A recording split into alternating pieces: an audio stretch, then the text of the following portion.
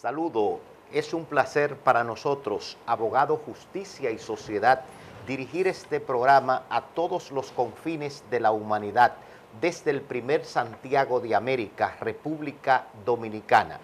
Abogado, justicia y sociedad, comprometido con las libertades y los derechos fundamentales de todos los dominicanos, América y el mundo. De verdad que en esta ocasión nos honra que nos acompañe el doctor José de los Santos Isiano. Muy buenos días, Luis, y amables televidentes. Un abogado especialista en Derecho Constitucional, Derecho Penal, Procesal Penal, con un ícono como un ícono de la República Dominicana. Y con nosotros, como invitada especial en este trascendental programa internacional, tenemos una abogada, doctora con grandes prestigios, con práctica en negocios internacionales y derecho corporativo, derecho contractual público, derecho constitucional económico, asesora de distintas empresas en el mundo como Estados Unidos, Ecuador, la India, Italia, España, entre otros países, de tal suerte que su emprendimiento y su asesoría han generado suma por más de 20.000 millones de dólares en ese acompañamiento empresarial. Ha acompañado a distintas empresas en el andar por el mundo. Se ha especializado en Derecho de Contratación Pública, máster en Derecho Constitucional, máster en Administración y Dirección de Empresa, magíster en Acta Dirección de Empresa por la Universidad Santiago de Guayaquil, miembro de la Real Academia de Juristas de España, docente de posgrado universitarios y conferencista internacional, con un PhD en Derecho por la Universidad Castilla-La Mancha, con nota sobresaliente cum laude, doctora internacional en Derechos Fundamentales y Libertades Públicas, doctora en Jurisprudencia y abogada por la Pontificia Universidad Católica de Ecuador, y quizás un reconocimiento de gran renombre por la Asamblea Nacional, doctora Matilde Hidalgo, con el mérito laboral y social, uno o quizás el mayor reconocimiento que se hace en ese país. La verdad que es un placer compartir con usted, doctora. Bienvenida a este programa. Muchísimas gracias, doctor. Muchísimas gracias por la oportunidad y también a la persona que me está acompañando como conferencista por su gran currículo académico. También es un honor para mí compartir con ustedes en esta mañana. Profesora, para entrar en materia, vamos con la primera pregunta. Observando su currículum, podemos determinar que su actividad profesional, tanto empresarial como jurídica, es una combinación, es una mixtura. ¿Cómo usted puede hacerlo, Yo considero que los negocios son la base fundamental del desarrollo económico y que los abogados en esa lógica generamos valor, no para llevar la solución de los problemas necesariamente siempre a un litigio o al juzgado. Y en esta estructura, a mí me gusta mucho combinar el marco jurídico de seguridad para los negocios con la ejecución de actividades económicas. Creo que eso es lo más importante ahí y estamos generando una visión de abogado moderno como asesoría preventiva, como asesoría en negocios y no necesariamente como generador de problemas o generador de una controversia judicial. Doctor, nosotros ejercemos el derecho dentro de la frontera de la República Dominicana, pero nunca nos imaginamos las oportunidades y las dificultades que deben presentarse en un ejercicio profesional en el orden global. ¿Cuáles retos y oportunidades se enfrenta a un profesional de la categoría suya que tiene una clientela a nivel global? Yo creo que el principal reto es saber que tenemos una cantidad de clientes potenciales adicionales a los que podemos tener dentro del territorio de frontera nacional. Ese creo que es el principal desafío, la principal oportunidad que nos genera para poder trabajar. Y luego, claro, las complejidades en ese reto están en el entender la cultura propia de cada país, aunque hay un idioma universal detrás de todo esto, que es generación de actividad económica, de relaciones comerciales, y creo que ahí hay un lenguaje común, y por lo tanto a mí me ha gustado mucho el trasladarme de la frontera de mi país, que es un país pequeño, mi origen, donde yo nací es Ecuador, pero me sirvió mucho el tener ese pensamiento para luego estudiar en España y luego pensar en la actividad económica que se podía hacer a través de una relación que tengan marcos tradicionales jurídicos más o menos similares entre España y Ecuador. Tenemos una base normativa más o menos parecida desde el punto de vista de cultura jurídica, y ello también implicó a que vayamos abriéndonos oportunidades en otros lados. Creo que encontrar la identidad que todo busca en el desarrollo personal y desarrollo económico no tiene fronteras, y ese ha sido el principal reto a cumplir, aunque claro, existen barreras de idioma, barreras culturales, pero creo que hay un lenguaje común detrás, que es la oportunidad más interesante que nos puede generar en esa lógica. Doctora, de acuerdo a su experiencia, y Qué qué bueno bueno que la tenemos con nosotros en el programa, se nos ocurre preguntarle, ¿cómo usted ve la seguridad jurídica en Latinoamérica, en los estados latinoamericanos, con relación a la seguridad jurídica ya en Europa, que son países con mayores niveles de institucionalidad? ¿Cómo usted pudiera comparar la seguridad jurídica en Latinoamérica versus la seguridad jurídica prevaleciente en Europa? Las tareas más importantes a cumplir, doctor. Creo que nos falta mucho por desarrollar en eso, y no solamente desde el ámbito de lo que dice una norma, que sí, que hay que hacerlo, que hay que darles una mayor estabilidad jurídica para los inversionistas. Se quejan mucho de que tenemos cambios normativos, cambios legislativos o de normas secundarias muy frecuentes, y creo que el cambio de las reglas de juego es lo que les hace sentir en una sensación de incertidumbre a los inversionistas. Pero a más de esa norma como tal, también requiere el cumplimiento formal de actuación nuestra. Es decir, no solamente exigir el cumplimiento de una norma, sino de los compromisos que asumimos las partes. Y creo que también ahí nos falta ser mucho más formales.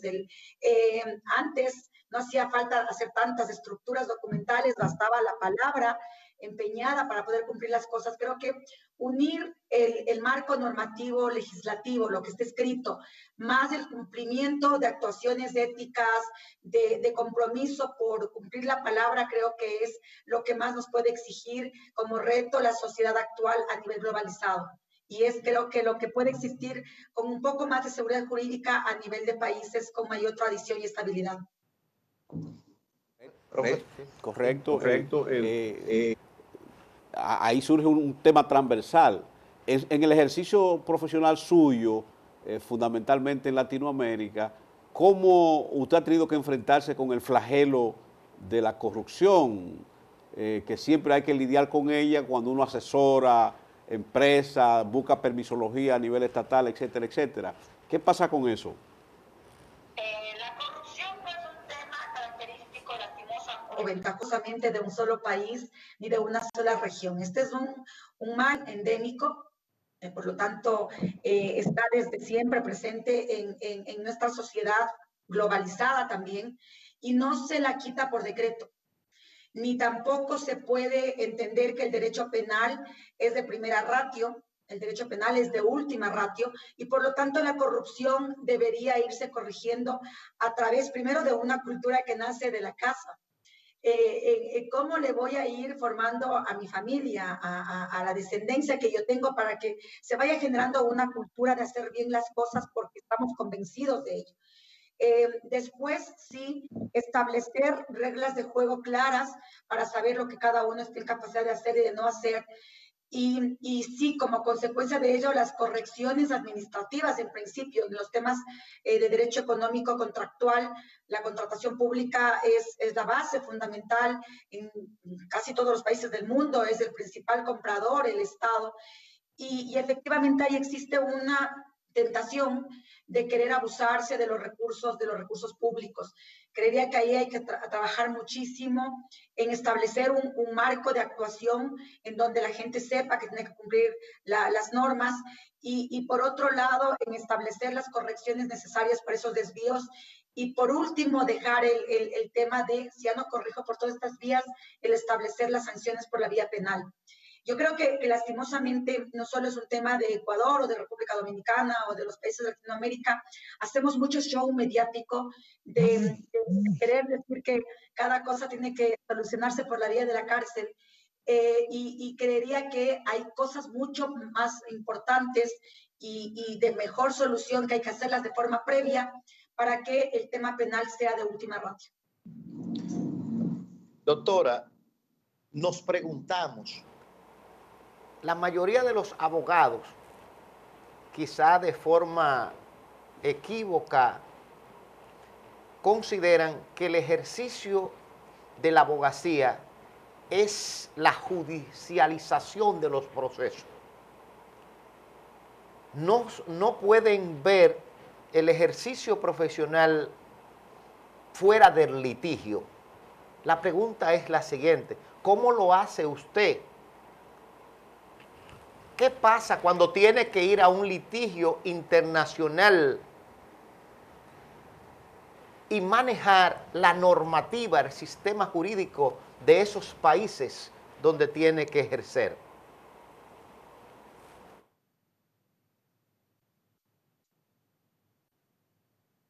¿Escuchó, doctora?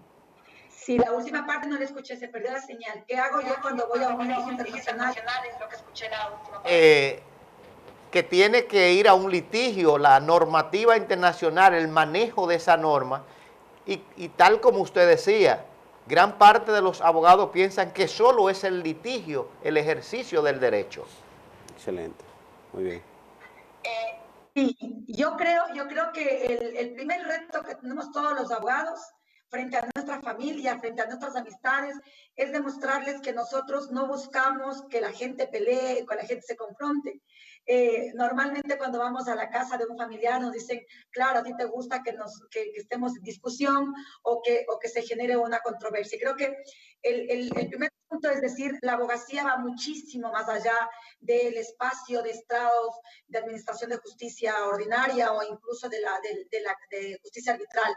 Creo que tenemos que generar una cultura de asesoría preventiva, de la necesidad de que las personas cuando entran a una negociación, cuando entran a hacer una actividad económica o profesional en general, se sientan soportados por un abogado antes de que aparezca el problema, precisamente para no generar ese problema. Yo, si bien respeto muchísimo la administración de justicia, yo siento que eso ya es como una demostración de que los actores principales de esa solución no la lograron, porque estoy dejando en manos de un tercero el momento que paso esto a un sistema judicial, a que ese tercero que no sabe exactamente cuál es mi relación con mi contraparte, sobre todo en un negocio, entra a resolverme un problema. Entonces, yo creería que el primer mensaje es decirles a las personas en general la necesidad de que un abogado intervenga sin necesidad aún de que se genere ese problema, precisamente para prevenirlo.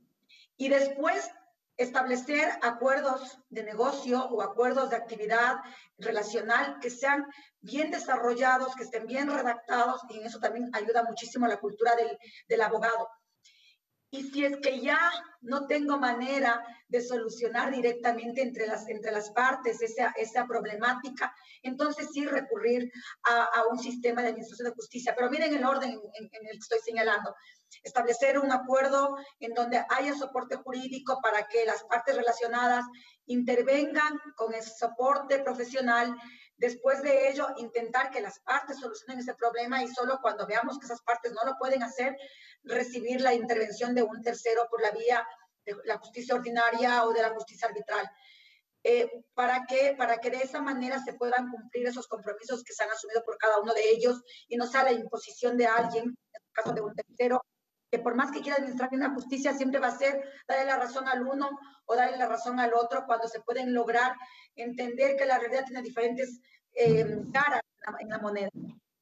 Y después, cuando ya nos toca ir a arbitraje, a mí me ha tocado ir bastante reducidas veces, si es que logramos ir primero con estos pasos anteriores, con los pasos adicionales, de generar discusión respetuosa entre las partes, de encontrar una solución ahí. Luego, en el tema de comercio internacional hay reglas.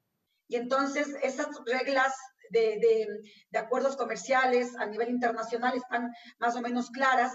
Lo que ahí hay que establecer bien es cuál es el sistema al cual me someto, cuál va a ser la competencia, la jurisdicción, para efectos de qué legislación voy a aplicar. Y no se resuelven malas cosas. Yo creo que es un conocimiento de carácter global de la parte normativa, gente que está preparada también para darnos ese soporte profesional desde el ámbito de administración de justicia a nivel internacional. Y entonces, creo que se puede lograr de alguna forma tener un conocimiento más o menos generalizado de lo que implica esa solución a nivel internacional. Pero de cualquier forma, inclusive ese tipo de solución implicaría que primero intentemos que las cosas estén bastante estructuradas desde el acuerdo entre las partes para evitar irnos a un litigio, aun cuando sea con reglas de juego claras a nivel internacional. Gracias, doctora. Hay una pregunta obligada. Y deviene del propio currículum suyo, y es las similitudes y diferencias que se dan entre hacer negocios y el ejercicio del derecho, la abogacía. Pero fíjense bien, mirando desde Ecuador hasta España, desde España hasta Israel o a Estados Unidos, es decir, países subdesarrollados y países desarrollados. ¿Cómo hacer ese equilibrio? Negocio, asuntos jurídicos, países desarrollados y subdesarrollados. Nosotros, yo tengo que enfrentar una serie de retos al respecto, porque efectivamente para poder brindar soporte a empresas a nivel internacional, sí tenemos ahí una presentación que a algunas personas les puede hacer sentir seguras, desde la lógica de que, en mi caso, yo soy ecuatoriana, me tocaba presentarme en reuniones como empresa ecuatoriana de inicio para dar ese soporte y generar seguridad, pero ahí uno va aprendiendo con el tiempo, primero a estar muy preparado, a estar muy formado. La abogacía es un constante actualizarse en no solamente las capacidades duras, que son aquellas de conocer la norma jurídica.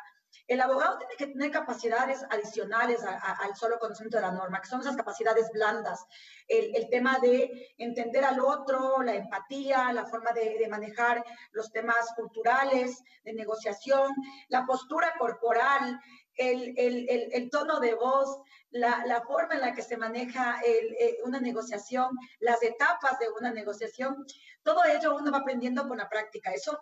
Eso no es ir y recitar una norma jurídica en un estrado. Eso es ir demostrando que uno conoce el tema. Y eso, como en cualquier otra actividad, implica muchas horas de haberse caído, de haberse equivocado y de seguirse levantando para seguir haciendo actuaciones. Entonces, creo que sí, hay un primer momento en el que uno siente el reto de cómo hago que es otra persona que viene de España o de Israel. Este rato estamos haciendo, hemos sido adjudicados con un cliente nuestro para la provisión de guantes de nitrilo en los Estados Unidos de América, con el gobierno de los Estados Unidos de América, y la persona que estaba llevando al frente de la negociación fui yo. Y entonces, claro, mi forma de presentarme siempre va a ser reconocer mi origen ecuatoriano y por lo tanto de un país del tercer mundo. Sin embargo, de lo cual el momento de la reunión hay que demostrar qué nivel de conocimiento y de capacidad uno tiene, y eso va generando la confianza que se requiere en la negociación, sin perjuicio de que uno siempre se equivoca, pero que intenta ir solucionando las cosas en el camino. Gracias, doctora. Con la anuencia suya y de los amigos televidentes, vamos a hacer una brevísima pausa. Usted nos espera en la conexión y los amigos televidentes no se muevan porque en solo segundos regresamos.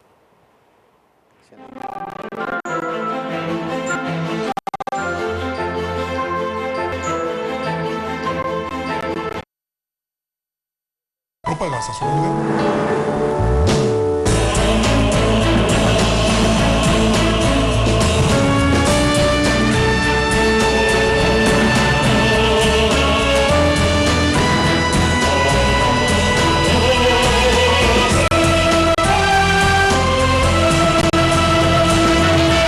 Por algo vendemos más.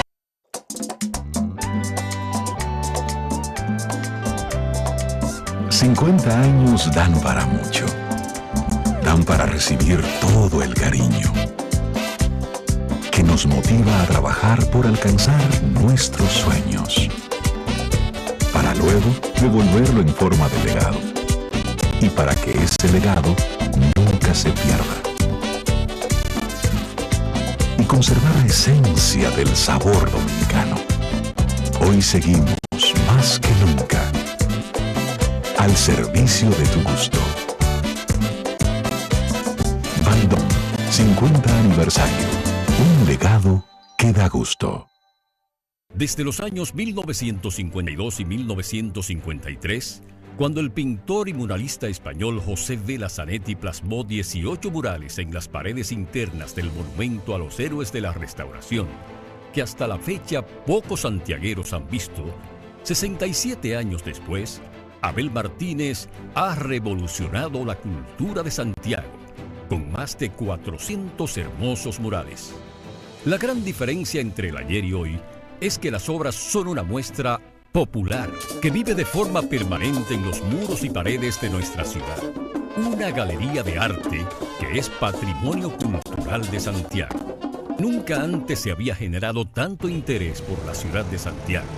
Los murales de ciudad han atraído a visitantes de muchas partes del mundo. Las grandes cadenas de televisión hispana en los Estados Unidos y de otros países han destacado en amplios reportajes la gran riqueza de la ruta cultural. Resalta las grandes figuras del arte.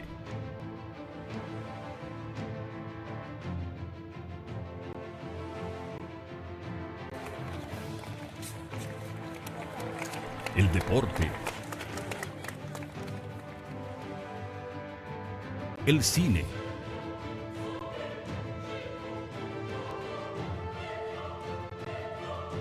Nuestras costumbres, los héroes libertadores y nuestros símbolos patrios y religiosos.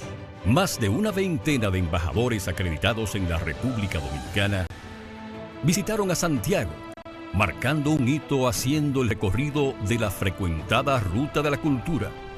También lo hicieron rectores de universidades de naciones hermanas y destacados urbanistas de todo el país. Hoy la ciudad de Santiago, la más limpia y ordenada del país, respira cultura y resalta a sus grandes figuras. Abel Martínez, 4 años de una gestión que marca el antes y el después de la cultura de Santiago.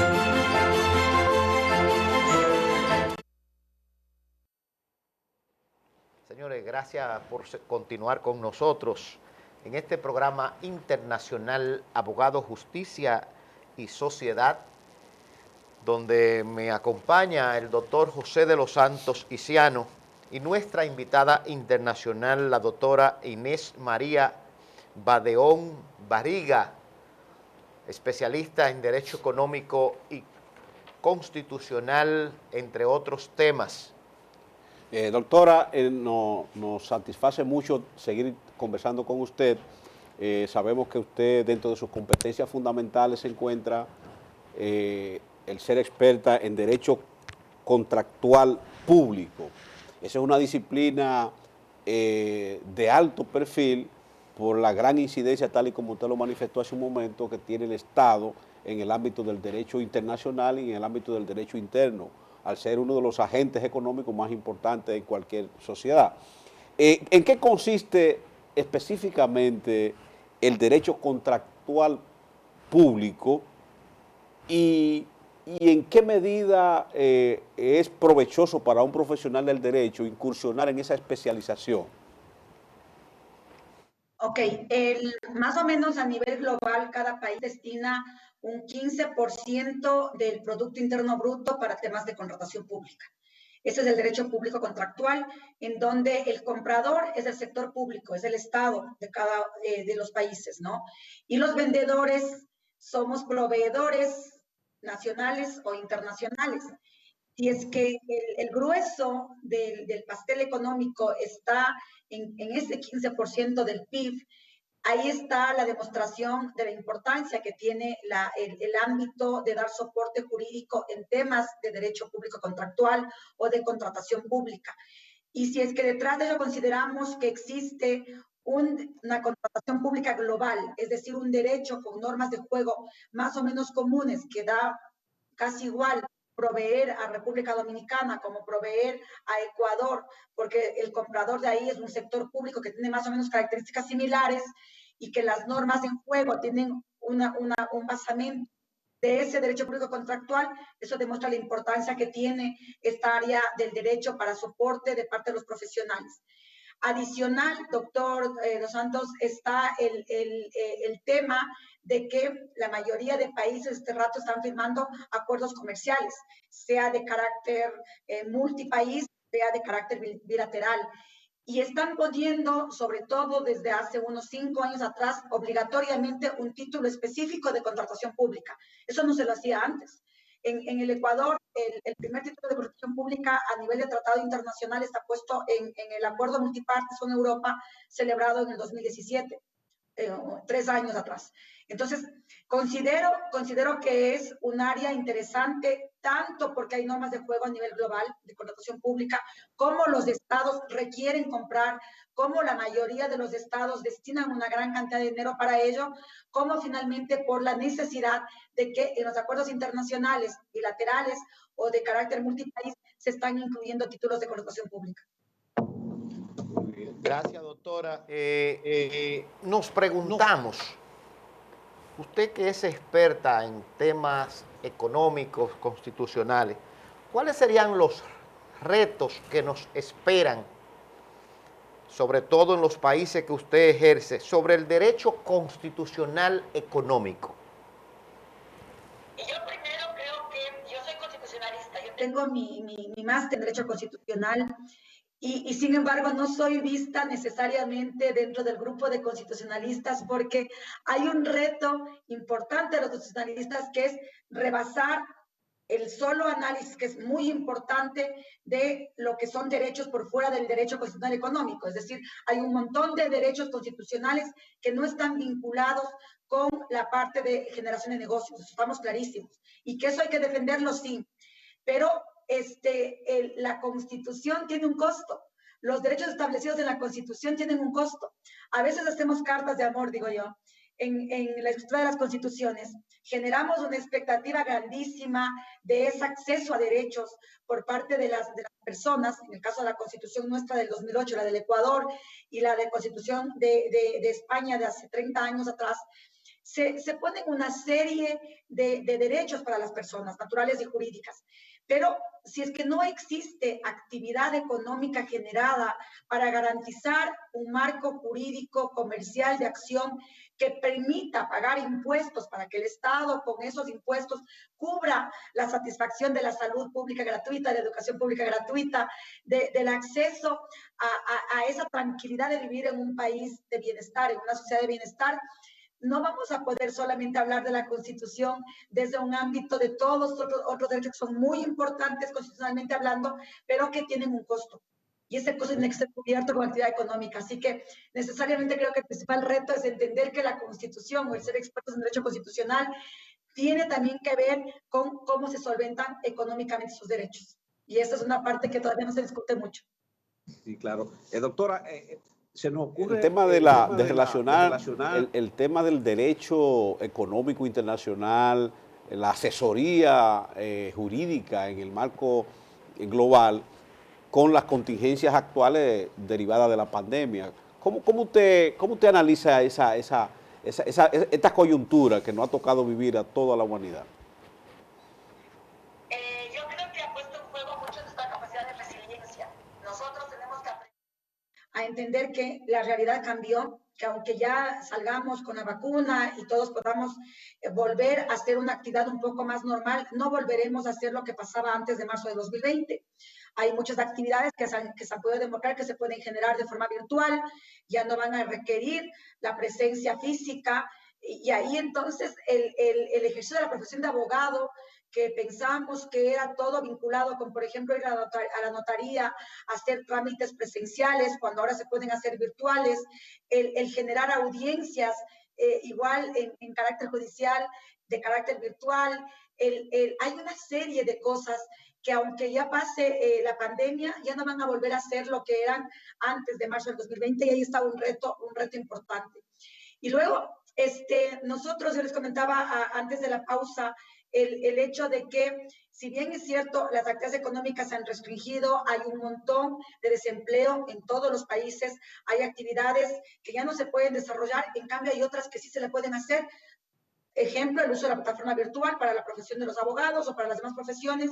Y en el caso nuestro, nosotros lo que hicimos es buscar, en mi caso particular y en el caso de mi empresa, qué más podemos hacer.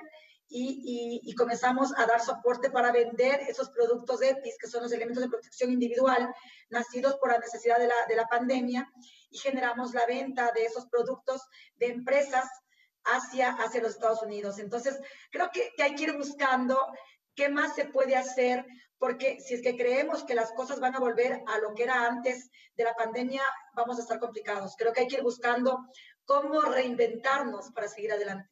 Sí, claro, la pandemia ha puesto una serie de desafíos a la humanidad, incluso se ha visto un incremento del rol del Estado en el marco de la pandemia. El Estado ha sido un impulsor importante del bienestar de la sociedad en el marco de la actual pandemia, porque una cantidad de gente se ha quedado sin empleo, sin asistencia económica. Sin embargo, doctora, aquí en la República Dominicana existe la percepción de que el Estado es mal pagador, el Estado es moroso, dura mucho para pagar, los agentes económicos se quejan permanentemente de eso. ¿El Estado ecuatoriano es buen pagador? ¿Cuál es su percepción? No, tenemos la misma situación que ustedes. Eso ha sido muy diferente con el tratamiento que nos han dado, por ejemplo, en España, nuestros clientes españoles. Se generó una normativa de darles de alguna forma soporte económico a los proveedores, pero claro, la diferencia está en la realidad económica de España y la de Ecuador o de República Dominicana. Las directivas europeas sacadas a nivel de la Unión Europea han ayudado también mucho en esa lógica de que los proveedores no solamente no estén pagados, sino que tengan algún tipo de incentivos a pesar de la pandemia. Pero en el caso del Ecuador, la situación ha sido más compleja, porque a la fecha actual hay un montón de proveedores que aún no cobran sus recursos económicos generados por contratos ejecutados, y eso es muy grave, tanto por el incumplimiento que genera el Estado, como también porque los particulares en esa lógica tienen que mantener un sistema económico detrás, con familias incluidas, que hace que todo el mundo sienta esa afectación. Pero yo me refiero también a la necesidad de que, aunque hay ese 15% del Producto Interno Bruto destinado a contratación pública, existen otras actividades que también se le puede generar desde la propia iniciativa privada. Y creo que por ahí también no debemos depender solo del Estado para que nos pueda solucionar las cosas, sino de qué forma, y en eso sí somos mucho más inventivos que los europeos, los americanos, vamos generando espacios de acción para seguir viviendo. En Ecuador hay mucha capacidad creativa para ello, desde el ámbito privado y particular, y en República Dominicana lo mismo. Doctora, con la anuencia suya, que nos sigue a nivel nacional e internacional. Nos vamos a una brevísima pausa pero no se muevan. En solo segundos regresamos. Muy bien.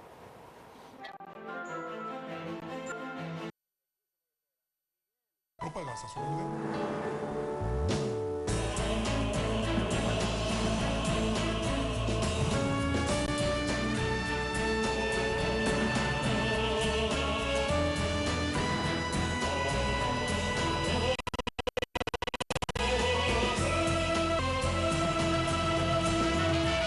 Por algo vendremos más.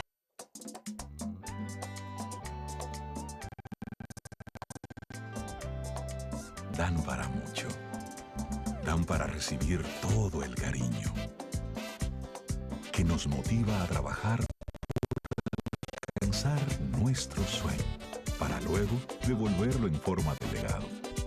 Y para que ese legado nunca se pierda y conserva esencia del sabor dominicano.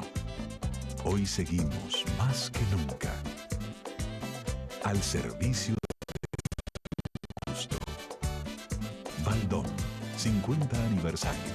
Un legado que da gusto. Desde los años 1952 y 1000, cuando el pintor y muralista español José Zanetti plasmó 18 murales en las paredes internas del monumento a los héroes, que hasta la fecha pocos santiagueros han visto, 67 años después, Abel Martínez ha revolucionado la cultura de Santiago con más de 400 hermosos. La gran diferencia entre el ayer y hoy es que las son una muestra popular que vive de forma permanente en los muros y paredes de nuestra ciudad. Un día de arte que es patrimonio cultural de Santiago. Nunca antes se había generado tanto interés por la ciudad de Santiago. La ciudad han atraído a visitantes de muchas partes del mundo. Las grandes cadenas de Televisados Unidos y de otros países han destacado en amplios reportajes la gran riqueza de la ruta cultural, que resalta las grandes figuras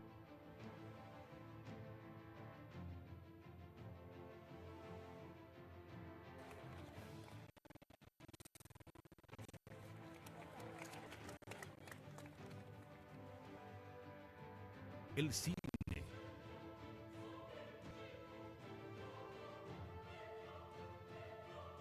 nuestras costumbres, los héroes libertadores y nuestros símbolos patrios y religiosos. Más de una veintena de embajadores acreditados en la República Dominicana visitaron a Santiago, marcando un hito haciendo el recorrido de la frecuentada Ruta de la Cultura. También lo hicieron rectores de universidades de naciones hermanas y destacados urbanistas de todo el país. Hoy la ciudad de Santiago, la más limpia y ordenada del país, respira cultura y resalta a sus grandes figuras. Abel Martínez, 4 años de una gestión que marca el antes y el después de la cultura de Santiago.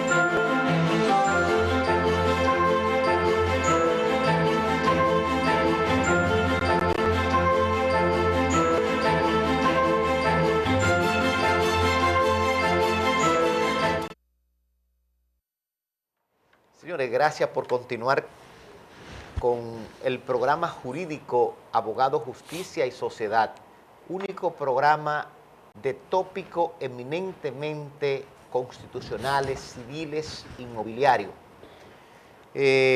Vamos a pedirle a nuestro querido director, Javier, que nos presente la publicidad del evento más significativo que se va a presentar en República Dominicana y en el mundo. Seminario virtual litigación en el embargo inmobiliario, el embargo ordinario abreviado, los incidentes paso a paso, con los mejores de la República Dominicana.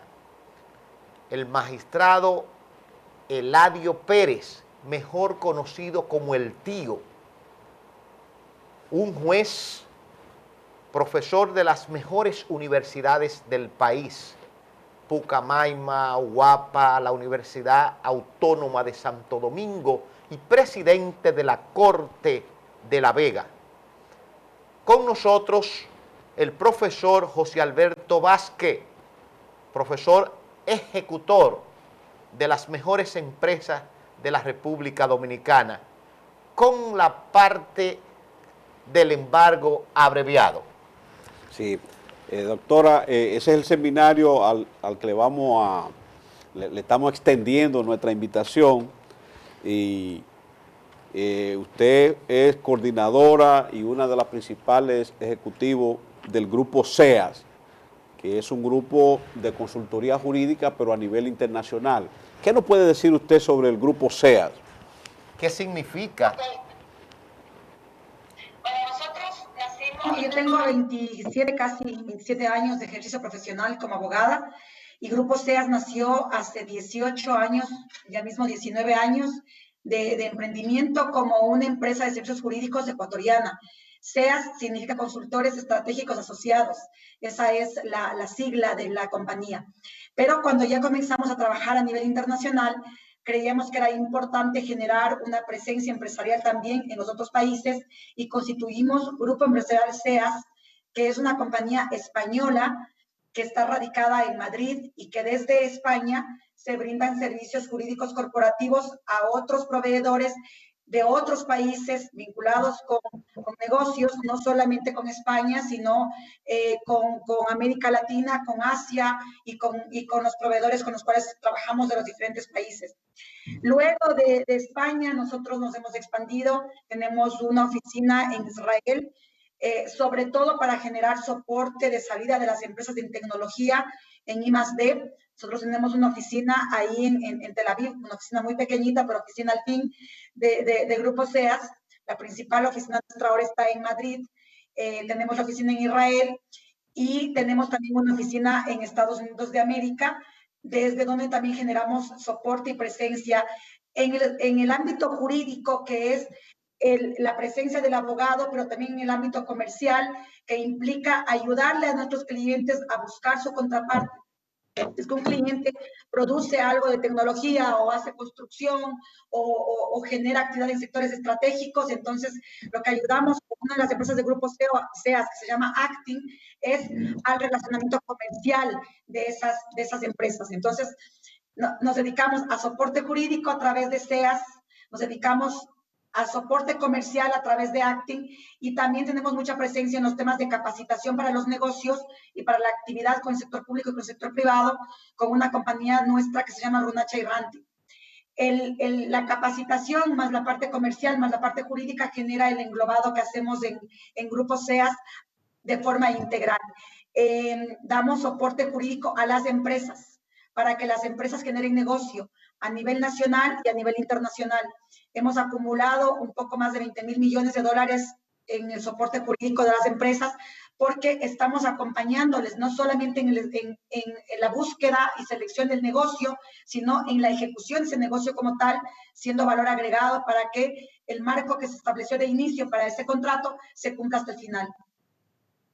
Gracias, doctora. Ser mujer es un privilegio, pero también es un desafío.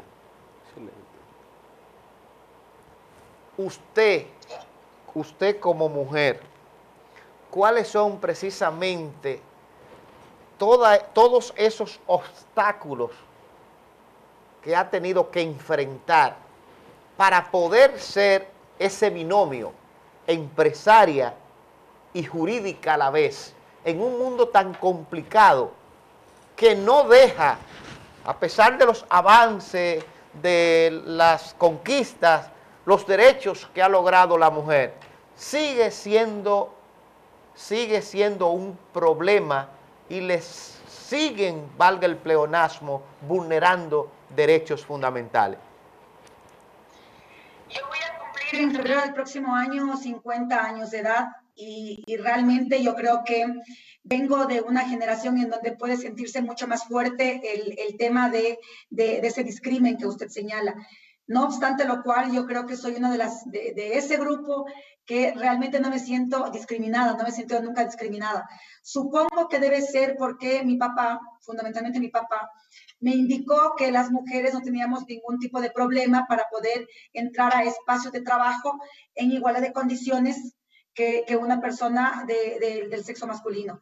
Tener esa mentalidad de confianza, esa seguridad que te dan tus papás, de decir que te puedes comer el mundo, creo que ha sido fundamental para en mi caso, haber entendido que no iba a tener ningún tipo de discrimen o de problema al respecto, aunque reconozco que la sociedad en general tiene esa complejidad que sobrellevar. Yo en mi caso particular no he sentido ese problema como tal. No sentí el problema de irme a romper una frontera territorial e irme a otro país, precisamente porque desde la casa nos educaron de esa manera. Y lo otro, nosotros en Grupo SEAS tenemos una presencia de mujeres más fuerte que la de los hombres. Nosotros en Grupo SEAS somos el 65% mujeres, el 35% hombres. ¿Qué tiene de bueno eso? Nosotros somos muy meticulosas, somos multiactividad de las mujeres, podemos hacer varias cosas a la vez, pero también necesitamos la participación de ese análisis crítico, analítico, bien elaborado también de los hombres. Entonces, no es que están más mujeres por el hecho de que queremos generar un discrimen con los hombres, sino que nos hemos rodeado de personas buenas del un lado y del otro lado. El plano directivo de SEAS tiene a todas mujeres, excepto a mi hermano Carlos, que es de los directivos principales a nivel internacional, que pertenece y que representa al sexo masculino. Considero, por lo tanto, que es un tema cultural, que es un tema de que las mamás les formemos a los hijos, hombres y mujeres, indicando que no hay un problema y no que demos prebendas o discrímenes a nuestros propios hijos. Eso hicieron mis padres conmigo. Y creo, por lo tanto, que sí son temas que todavía existen de discrimen, pero que se los puede ir solucionando desde la lógica de que nosotras las mujeres sintamos la posibilidad de que podemos hacer las cosas bastante bien y en competencia, aunque tenemos complejidades como el hecho de, además de ser profesional, empresaria, abogada, tiene que ser uno mamá, esposa, amiga, generar una serie de roles, pero yo creo que estamos en capacidad de hacerlo. Doctora, yo creo que ya para terminar nos quedan apenas 3 minutos. Queríamos que usted nos diera su consejo, fundamentalmente dirigido a los abogados jóvenes, emprendedores que tendrán que enfrentarse a desarrollar su carrera. ¿Cómo lo ha hecho? Así como también a los empresarios emergentes que están en sus primeros emprendimientos, desde su experiencia y desde su expertise como asesora internacional en materia jurídica y empresarial. ¿Qué consejo usted le daría a un abogado joven y a un empresario emergente para abrirse camino en un mundo tan competitivo como el nuestro? Ya esto es para terminar, tenemos apenas 2 minutos, doctora. Los abogados jóvenes tienen herramientas tecnológicas. Los abogados mayores saben manejar mejor ese relacionamiento. Aprovechen la oportunidad ahora que nos da la misma pandemia de haber generado plataformas virtuales, explótenlas, demuéstrense en redes que son buenos, que pueden apoyar a las empresas, no se queden en el solo esquema anterior de que si es que no voy a un juzgado no puedo actuar. Ahí hay una serie de posibilidades a través de ese uso de plataformas virtuales. Y los emprendedores, los que se han quedado sin empleo, los que tienen que seguir viviendo, entender todos que de las crisis salen las mejores oportunidades y que nosotros cuando tenemos carencias, como en mi caso, que yo vengo de un origen económico súper humilde, en donde a veces no había para comer, uno siente la necesidad de seguir adelante precisamente porque no todo es fácil. Entonces, no creamos que las cosas tienen que estar bien para que uno pueda seguir bien, sino que precisamente de lo malo, de lo crítico, la creatividad aumenta. Y creo que ahí nos debemos dar la mano los unos a los otros como seres humanos, sobre todo valorando la vida, la salud, que nos ha demostrado la pandemia, que es lo más importante, y que lo demás con entusiasmo viene por añadidura. Doctora Inés María Badeón.